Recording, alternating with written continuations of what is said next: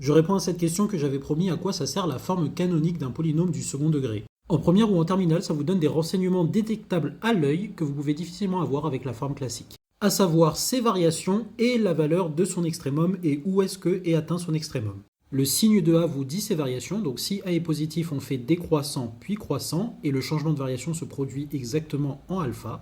Et on aura un minimum dans le cas où A est positif qui sera bêta. Si A est négatif, on fait croissant puis décroissant, le changement se produit en alpha encore une fois, et la valeur du maximum vaut exactement bêta.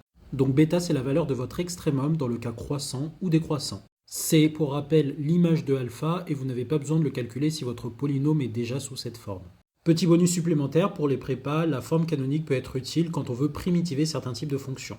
Si par exemple vous avez une expression de ce style avec le discriminant delta qui est strictement négatif, eh bien vous pouvez reconnaître à un facteur près et à quelques arrangements près une primitive de cette expression qui sera grosso modo du arctangente. Mais pour cela, il faut que A et bêta soient du même signe et on aura cette factorisation et on connaît une expression de ce style-là qui, modulo quelques arrangements, se primitive en du arctan. Donc oui, cette forme canonique n'est pas hyper intéressante au lycée, mais elle a quand même quelques intérêts.